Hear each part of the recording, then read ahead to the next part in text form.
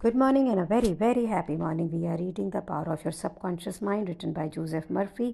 और हम ये सीख रहे हैं कि अपने आप को माफ़ करना, लोगों को माफ़ करना कितना ज़रूरी है। अगर आप ये चाहते हैं कि आपके अंदर के जितने ज़ख्म हैं हील हो जाएं, तो फॉरगिवनेस बहुत बहुत बहुत बहुत इम्पॉर्टेंट रोल प्ले करती है। हमारे मेंटल पीस, पेज नंबर 242 है। हमारे दिमागी शांति के लिए, हमारी रेडिएंट हेल्थ के लिए अपने आप को माफ़ करना, लोगों को माफ़ करना दोनों ज़रूरी है। अगर आप चाहते हैं ना कि आपकी हेल्थ बिल्कुल ठीक ठाक रहे और खुश रहें, तो अगर आपको किसी ने हर्ट भी किया है ना, तो उसको माफ़ करना आपके लिए ज़रूरी है। आप अपनी सोच के लिए अपने आप को माफ़ करें, यही एक डिवाइन लॉ है और यही एक ऑर्डर है।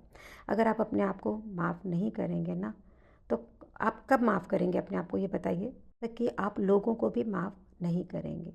अगर आप किसी गिल्टी में हैं और आप अपने आप को माफ़ नहीं कर रहे हैं, तो आप ये समझ लीजिए कि ये आप इग्नोरेंट हैं और this will lead to a bad health.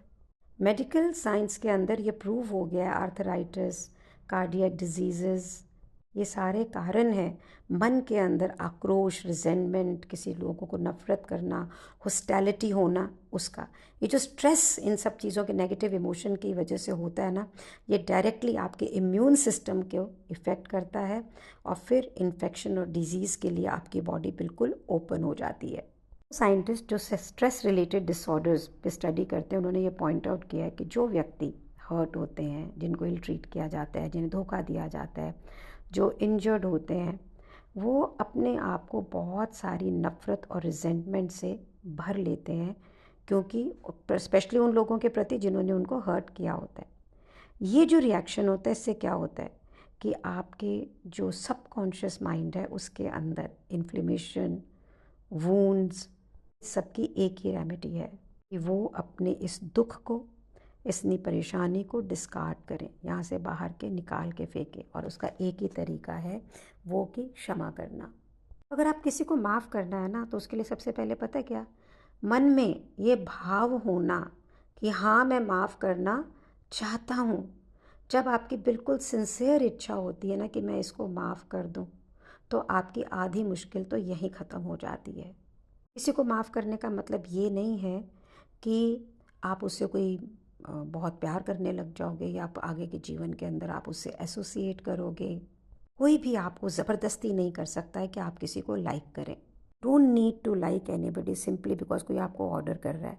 However, point क्या है कि आप लोगों को बिना पसंद किए भी उन्हें प्यार कर सकते हैं। यहाँ पे बाइबल का एग्जाम्पल दिया है, love ye one another, impossible as this may sound at first. Anyone can do it who really wants to do it. कि एक दूसरे को प्यार करना बिल्कुल पॉसिबल है, चाहे वो सुनने में कितना भी इम्पॉसिबल लगता है, और इसे कोई भी कर सकता है। प्यार का मतलब क्या है कि दूसरे को विश करना हैप्पीनेस, पीस, हेल्थ और all the blessings of life. और ये फॉरगिवनेस के पीछे एक ही चीज़ है जो प्री रिक्विजिट है, जिसका होना ज़रूरी है, वो है आपकी सिंसेरिटी। जिस समय आप किसी को माफ़ कर रहे होते हैं ना, इसका मतलब ये नहीं है कि आप बहुत कोई उदार हो रहे हैं, कोई परोपकार कर रहे हैं। रादर हम सेल्फिश हो रहे हैं, बिकॉज जिस समय हम लोगों को माफ़ कर रहे होते हैं तो हम खुद भी फ्री हो रहे होते हैं उसके अंदर। जब हम किसी को विश कर रहे होते हैं हेल्थ वेल्थ, हम अपने आप को भी विश कर रहे होते हैं हेल्थ एंड वेल्थ, क्योंकि आप दूसरों के लिए अच्छा सोच रहे हैं तो अच्छा महसूस भी कर रहे हैं। और जैसा आप सोचते हैं, जैसा आप महसूस करते हैं, वही बनते हैं। इससे सिंपल और क्या हो सकता है कि आप अच्छा सोचिए और आपके जीवन में अच्छा ही अच्छा होगा, और क्या हो सकता है। यहाँ पर एक तरीका बता रहा है कि किस प्रकार से इफ़ेक्टिव तरीका है अपने आप को माफ़ करने का। अपने माइंड को शांत करें, रिलैक्स करें, लेट गो करें, भगवान को सोचें, उसके दिए हुए प्यार को सोचें और अफर्म करें, I fully and freely forgive. और अपने आप के लिए सोचें, और अगर किसी से नाराज़ हैं तो उसके लिए सोचें, उसे मेंटली और स्पिरिचुअली बिल्कुल फ्री कर रहा हूँ, मैं माफ़ कर रहा हूँ किसी भी मैटर, किसी भी क्वेश्चन को। आई एम फ्री, ही और she, we both are free, and here is a very marvellous feeling of freedom. मैं हर उस व्यक्ति को, बल्कि सब व्यक्ति को जिसने मुझे कभी भी हर्ट किया हो, उसे रिलीज़ करता हूँ और उनकी हेल्थ, हैप्पीनेस और पीस और सब तरह की लाइफ की ब्लेसिंग्स के लिए प्रार्थना करता हूँ।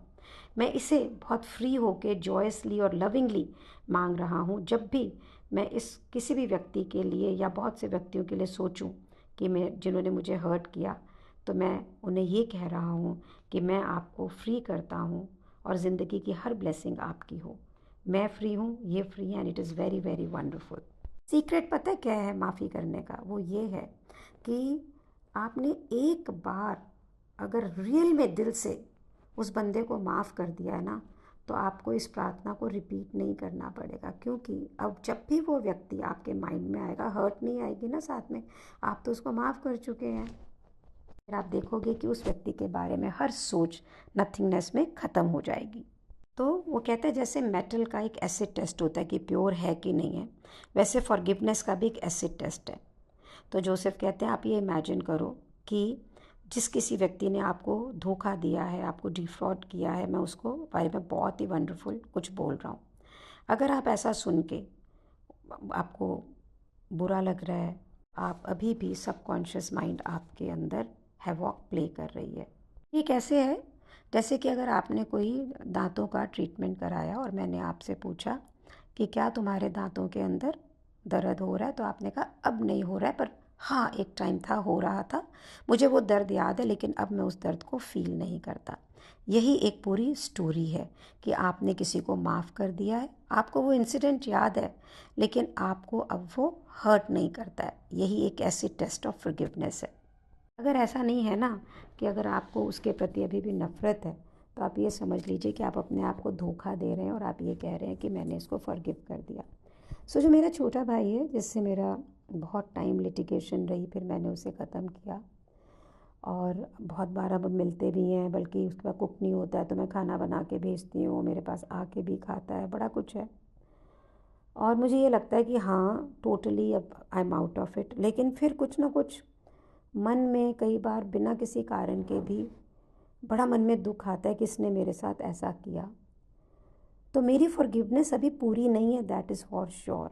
मैं उसको बोल नहीं रही हूँ, दिखा नहीं रही हूँ, उसको प्यार ही दिखाती हूँ, पर अभी भी अंदर में कभी कभी रुदन आता है, क्रोध नहीं आता, दुख तो आता है।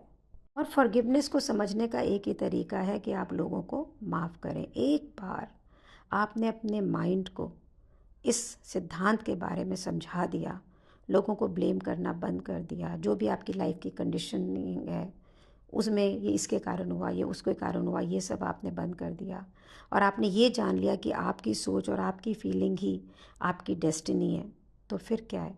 फिर आप सचेत हैं कि जो भी आपकी लाइफ में हो रहा है, आपकी ज़िंदगी में हो रहा है, आपके एक्सपीरियंस में हो रहा है, या आपकी सोच से हो रहा है। अगर आप ये सोच रहे हो कि किसी और के कुछ करने से आपकी ज़िंदगी में हैप्पीनेस है, तो आप ये समझ लीजिए कि आप एक फुटबॉल में बॉल नहीं होता है, बिल्कुल वैसे हो कि कोई भी जाएगा किक करेगा, किसी ने भी किक करा कैसे भी हो गया, वैसे आपकी ज़िंदगी हो गई।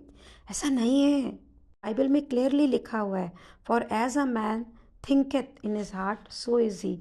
जो भी व्यक्ति अपने दिल में जैसा सोचता है वो वैसा ही होता है। Believe me, it is not easy, but it is doable. I practice it every day. से अगर आप 3-4 साल पहले मुझे मिलते, मैं क्या थी और क्या थी, they are two different people. चलिए इस पूरे चैप्टर की समरी को देखें कि फॉरगिवनेस के चैप्टर में बुक हमें क्या बोलती है। कहते हैं प्रभु जिंदगी किसी से भी पक्षपात नहीं करती, सिर्फ हार्मनी, हेल्थ, जॉय, पीस के सिद्धांतों पे काम करती है। कभी भी ये लोग भगवान और लाइफ कोई बीमारी, सिकनेस, एक्सीडेंट, सफरिंग नहीं भेजते हैं। ये सब हम अपनी नेगेटिव डिस्ट्रक्टिव थिंकिंग से अपने ऊपर लेके आते हैं। भगवान के होने का कॉन्सेप्ट ही आपके जीवन का सबसे इम्पॉर्टेंट कॉन्सेप्ट है। अगर आप भगवान पे विश्वास करते हैं तो आपका सबकॉन्शियस माइंड रिस्पॉन्ड करता है काउंटलेस ब्लेसिंग्स में। यहाँ पे भगवान सिर्फ किसी मूर्ति को लेकर नहीं है, क्रिएटर को लेकर है, यूनिवर्स को लेकर है। ज़िंदगी कभी भी आपको कंडेम नहीं करती है। आपका कोई भी अंग कट जाए, बीमार हो जाए, कुछ भी हो जाए, वो इमीडिएटली अपने आप ठीक हो जाता है। इससे बड़ी बात क्या हो सकती है? गिल्ट आपका जो है के बारे में आप ये समझ लीजिए कि कोई भी आपको पनिश और जज नहीं करता, ये आप अपने आप को करते हैं। झूठे बिलीफ सिस्टम से, नेगेटिव थिंकिंग से और सेल्फ कंडमनेशन से। प्रकृति की कोई भी ताकत बुरी नहीं है, वो आपके अच्छे के लिए। जैसे कि एक बिजली के तार को अगर नंगे को छू लें तो आपको करंट लगेगा, और नहीं तो आपके यहाँ रोशनी होती है। बिल्कुल वैसे आप कैसे सोचते हैं, दैट डिपेंड्स।